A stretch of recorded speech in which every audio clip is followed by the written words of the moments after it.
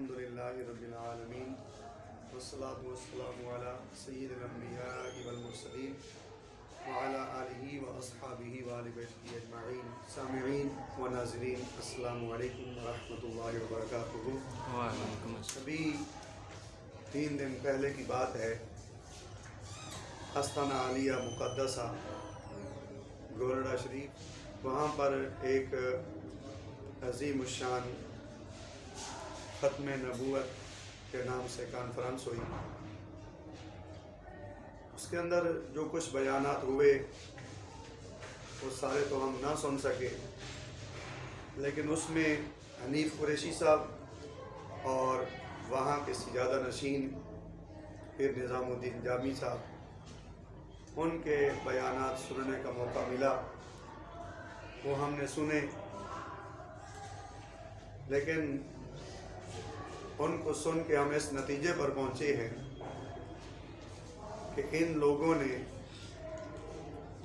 دین کے نام پر لوگوں کے ساتھ فراڈ اور لوگوں کو لوٹنے کا سلسلہ شروع کر رکھا ہے.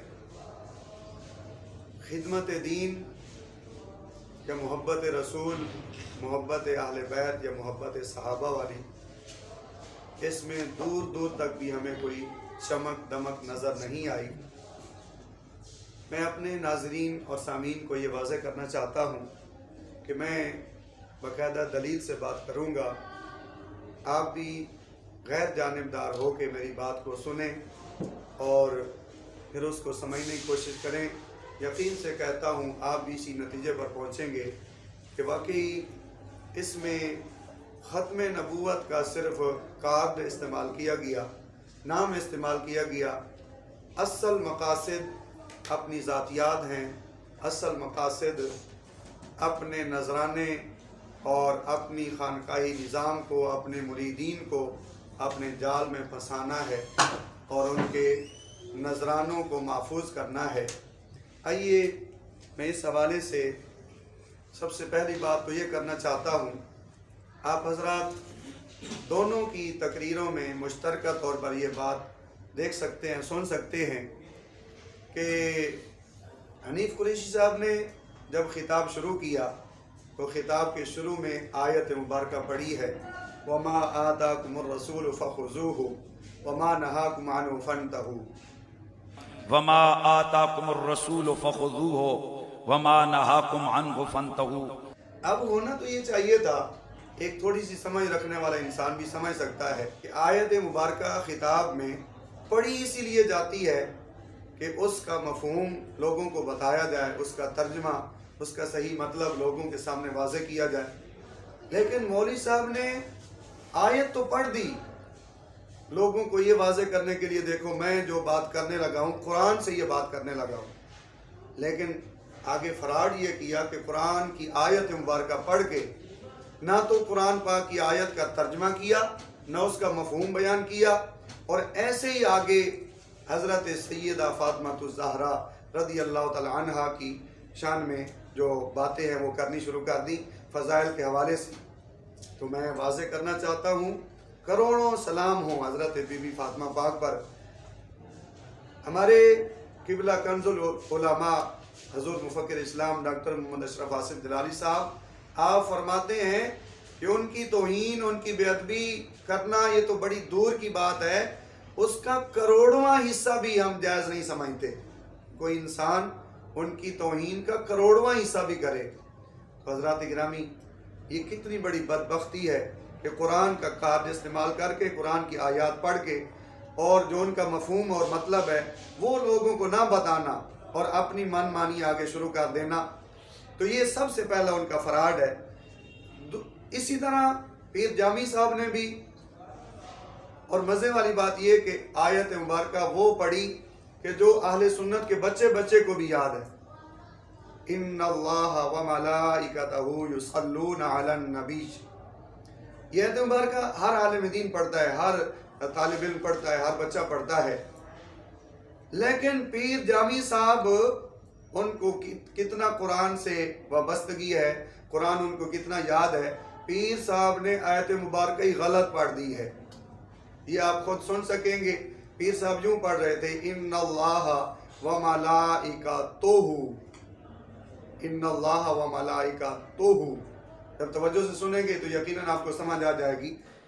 ان اللہ و ملائکتہ یصلون علی النبی، حالانکہ قرآن پاک کی آیت مبارکہ ہے ان اللہ و ملائکتہ، ان شبہ بالفعل پیچھے آیا ہوا، اس کی وجہ سے بھی وہاں پر نصب آنی چاہیے. لیکن ان لوگوں نے دین کے نام پر جو فراڈ شروع کیا ہے، اتنا بڑا فراڈ کہ ان کو قرآن کی آیات مبارکہ پڑھنی بھی سیدھی نہیں آتی، لیکن پھر بھی قرآن پڑھ کے لوگوں کو کیسے گمراہ کر رہے ہوتے ہیں. تو حضرات محترم، آئیے میں مزید اس حوالے سے آگے بات کو بڑھاتا ہوں کہ دین کے نام پر فراڈ کیسے کیسے ہو رہا ہے. دیکھیں، ٹائٹل یہ دیا گیا عالمی بین الاقوامی ختم نبوت کانفرنس، یعنی پوری دنیا سے لوگ اس کانفرنس میں آئیں گے اور بیانات ہوں گے اور ختم نبوت کا بیان ہوگا. لیکن بڑے افسوس کی بات ہے، پوری یہ جو میں نے 2 تقریریں سنی ہیں، نہ تو حنیف قریشی صاحب نے نہ تو کوئی ختم نبوت کے حوالے سے آیت مبارکہ پڑھی، نہ کوئی حدیث مبارکہ پڑھی ختم نبوت کے حوالے سے، اور نہ ہی مطلقاً ختم نبوت کا مسئلہ بیان کیا، اور نہ ہی پیر جامی صاحب نے ختم نبوت کے حوالے سے ایک بات بھی نہیں کی. تو پھر اس کانفرنس کا نام ختم نبوت کانفرنس کیوں رکھا گیا؟ سیدھا سیدھا اس کا نام پھر شان فاطمۃ الزہرا رضی اللہ تعالیٰ عنہ یہ نام ہونا چاہیے تھا، یا پھر عظمت سادات یہ نام ہونا چاہیے تھا، کہ جس میں جناب وہ سارے سیدوں کو یہ کہا گیا کہ تم سارے اکٹھے ہو جاؤ، تم اپنے مریدین کو اکٹھا کر لو، سارے اکٹھے ہو کے ڈاکٹر اشرف آصف جلالی کا مقابلہ کرو. تو پھر عنوان ہی علیحدہ ہونا چاہیے تھا نا. تو ہمیں یہ سمجھ آتی ہے کہ نام جو ختم نبوت کا استعمال کیا گیا، تو یہ لوگوں کے ساتھ دین کے نام پر فراڈ کیا گیا ہے. بھائی جب بات ختم نبوت کی ہے، جب کانفرنس ختم نبوت کے عنوان سے ہے، تو پھر اس میں بیان بھی تو ختم نبوت کا ہونا چاہیے تھا نا. لیکن آپ بیانات سن سکتے ہیں، آپ کو ایک بات بھی ختم نبوت کے حوالے سے نہیں ملے گی. زیادہ سے زیادہ جامی صاحب نے اپنی تقریر کے آخر میں یہ کہا کہ قادیانیوں کو ان کے عہدوں سے ہٹایا جائے، حکومت کو بھی ہم کہتے ہیں اور فوج کو بھی ہم کہتے ہیں. یہ کوئی اتنی بڑی بات نہیں. اصل میں جو اتنی دنیا آئی ہوئی تھی، ان کو ختم نبوت کا مسئلہ سمجھانا تھا، ان کو یہ عقیدہ سمجھانا تھا کہ یہ کتنا مضبوط عقیدہ ہے اور کتنا ضروری عقیدہ ہے، اور اس پر یہ عقلی دلائل ہیں، یہ نقلی دلائل ہیں. لیکن افسوس کہ وہ جو ہزاروں کی تعداد میں لوگ آئے ہوں گے، وہ بیچارے ختم نبوت کے لفظ سے متاثر ہو کے آئے اور یہ کہا کہ ہمارے پیر ہیں، اتنا بڑا آستانہ ہے، ہمیں حضور کی ختم نبوت کا مسئلہ سمجھائیں گے، عقیدہ سمجھائیں گے. لیکن وہ جیسے خالی جولیاں لے کے آئے تھے، ایسی خالی جولیاں لے کے اور وہاں ان کو نذرانے دے کے چلے گئے. حضرات محترم، اس لیے یہ دوسری میں نے دلیل دے دی آپ کو کہ ختم نبوت کا ٹائٹل استعمال کر کے یہ دین کے نام پر ایک فراڈ کیا گیا ہے لوگوں کے ساتھ. اسی طرح اس پوری تقریر میں حضرت قبلہ مفتی کنز العلماء مفکر اسلام ڈاکٹر محمد اشرف آصف جلالی صاحب کے خلاف بھی کافی حد تک زبان استعمال کی گئی، غلط زبان استعمال کی گئی. تو اس حوالے سے قبلہ استاد صاحب بھی ہمیں یہی حکم دیتے تھے کہ ہم نے گالی کا کوئی جواب نہیں دینا، ہم نے ان کی باتوں کا، ان کی دلیلوں کا جواب دینا ہے. تو ہم اس حوالے سے صرف اتنا کہیں گے، پورے یقین سے کہیں گے کہ ایک بات بھی یہ جتنے مخالفین ہیں یہ ثابت کر دیں کہ ہم نے توہین صحابہ یا توہین اہل بیت کے حوالے سے کی ہو. ڈاکٹر صاحب قبلہ کا سب سے بڑا جرم یہ ہے کہ وہ اپنے بزرگوں کی، اپنے بڑوں کی عبارات پڑھ کے لوگوں کو سنا دیتے ہیں، اور جن تعلیمات کو ان لوگوں نے چھپا رکھا ہے ان تمام کو لوگوں کے سامنے واضح کر دیتے ہیں.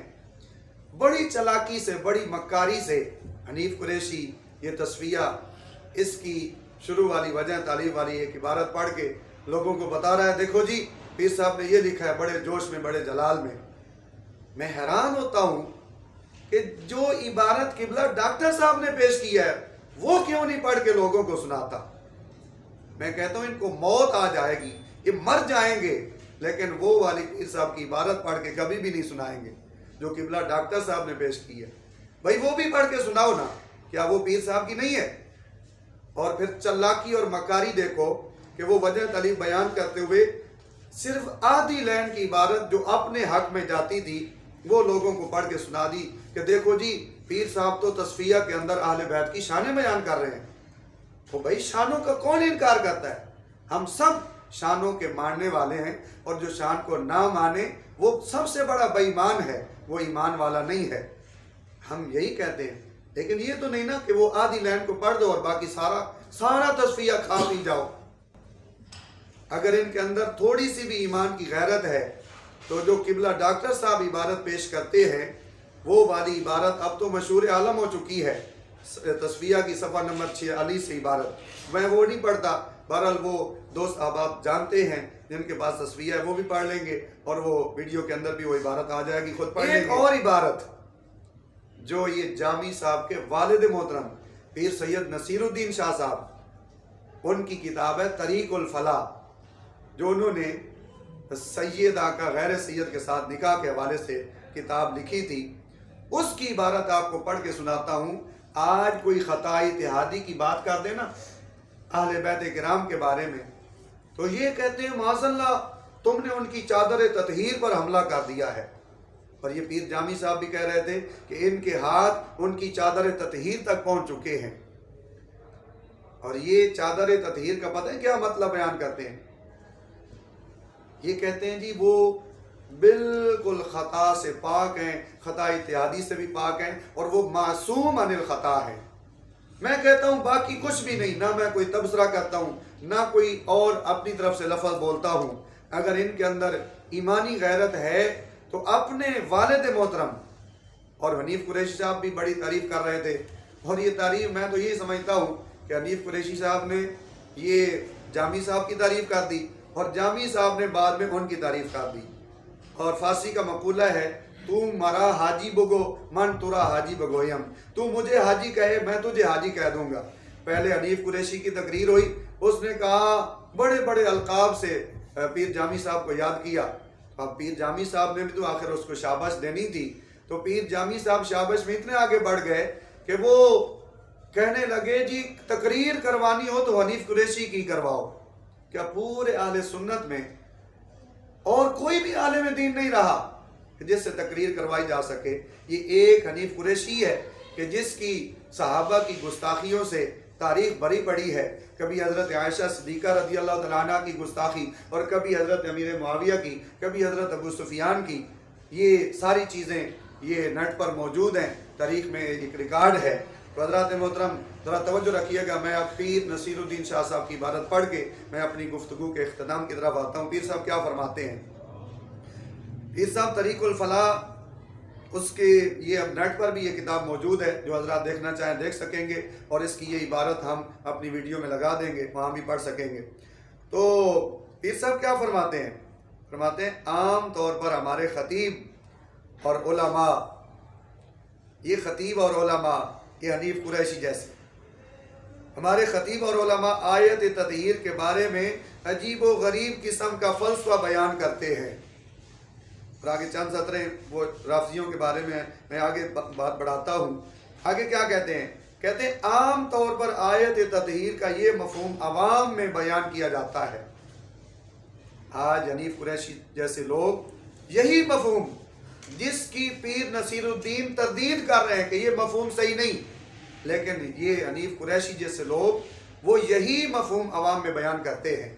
کیا مفہوم؟ توجہ، عوام میں یہ بیان کیا جاتا ہے کہ اہل بیت جملہ عیوب اور خطاؤں سے پاک کر دیے گئے، جملہ عیوب سے بھی پاک کر دیے گئے اور خطاؤں سے بھی پاک کر دیے گئے، اور یہ بشارات انہیں خداوند عالم نے آیت تطہیر کی صورت میں سنا دی ہے، لہٰذا ان سے کوئی خطا سرزد ہو سکتی ہے اور نہ ہی وہ کوئی گناہ کر سکتے ہیں۔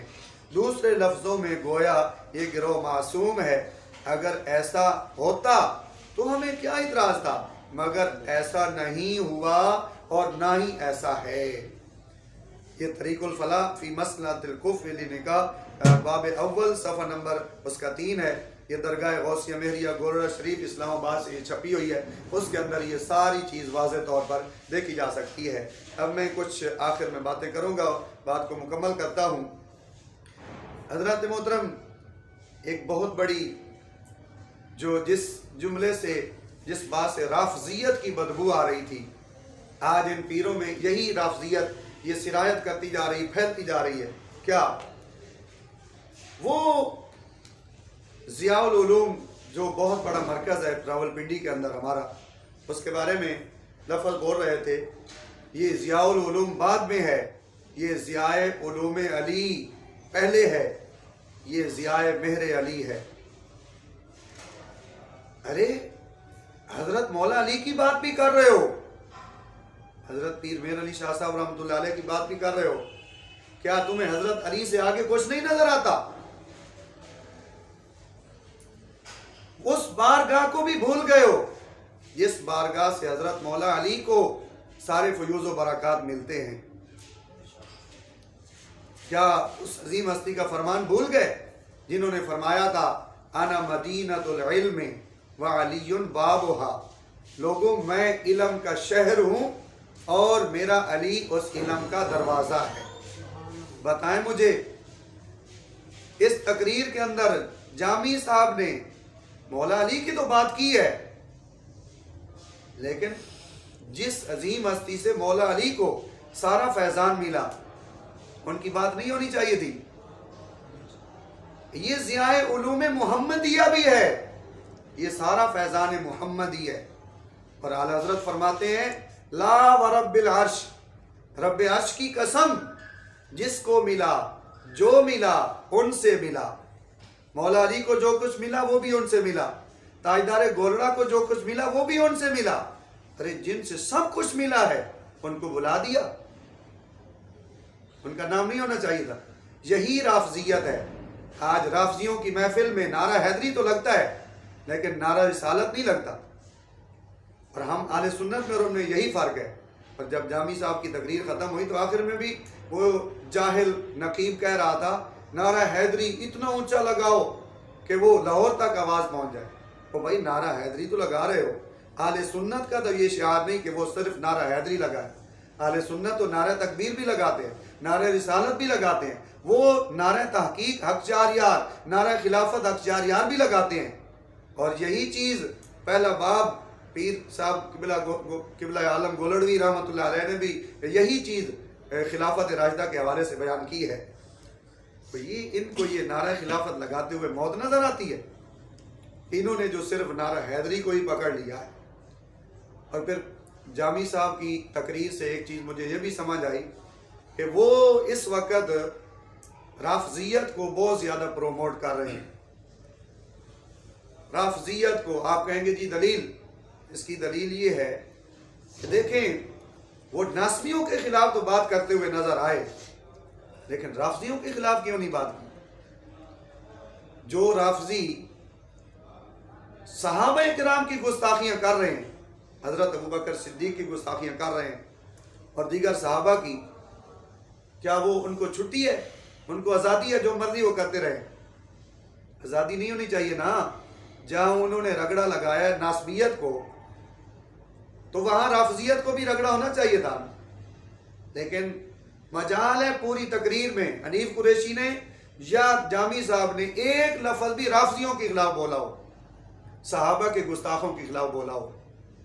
سنیت یہ ہے کہ صحابہ کرام کا بھی ادب و احترام کیا جائے اور اہل بیت کرام کا بھی ادب و احترام کیا جائے. تو صرف اہل بیت کی بات کرنا اور صحابہ کی بات نہ کرنا، یقیناً اسی سے رافضیت کی بدبو آتی ہے. اس لیے میں نے یہ بات آپ کے سامنے کر دی ہے کہ جہاں علوم علی، علوم مہر علی کی بات ہوئی ہے تو وہاں اس سے بھی پہلے علوم محمدیہ کی بات ہونی چاہیے تھی. تو حضرات محترم، یہ جو کہتے ہیں کہ اچھا جامی صاحب، میں آخری بات کر کے بات ختم کرتا ہوں اور میں دعا کروں گا کہ اللہ تعالیٰ سب کو یہ سمجھنے کی عمل کی توفیق عطا فرمائے.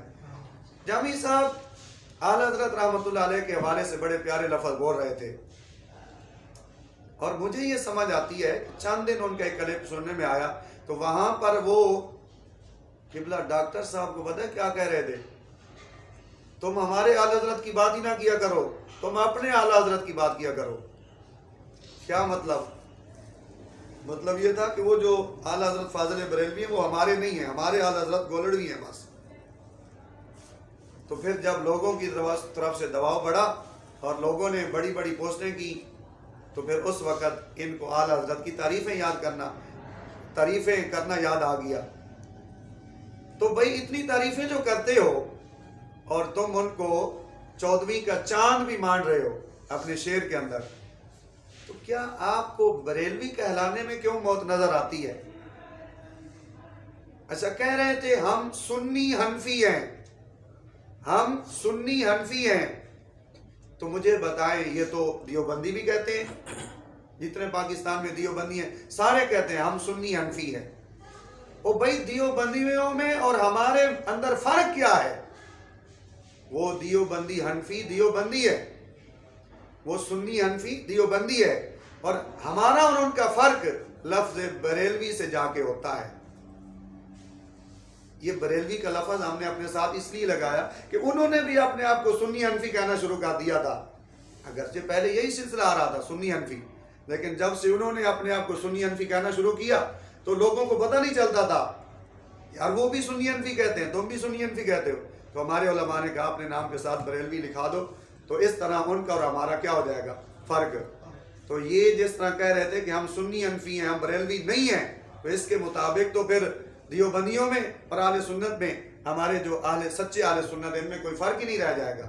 لہٰذا یہ بریلوی، یہ ہمیں اس سے منافقت کی ایک عجیب جھلک نظر آتی ہے، ایک طرف اتنی ان کی تعریفیں کرنا اور دوسری طرف بریلوی کہلانے سے اپنے آپ کو یہ دور رکھنا، یہ حقیقی تعریف، یہ سچی تعریف نہیں ہے۔ بندے کو دنیا کے اندر جس کے ساتھ محبت ہوتی ہے، عقیدت ہوتی ہے، تو بندہ اس کی طرف اپنے آپ کو نسبت کرنے میں فخر محسوس کرتا ہے۔ لہٰذا اگر اعلیٰ حضرت کے ساتھ اتنا پیار ہے جتنے الفاظ تم بول رہے تھے، تو اپنے آپ کو بریلوی کہلانے میں بھی عار محسوس نہ کرو۔ میں دعا کرتا ہوں اللہ تعالیٰ ہم سب کو سمجھنے کی، عمل کی توفیق عطا فرمائے۔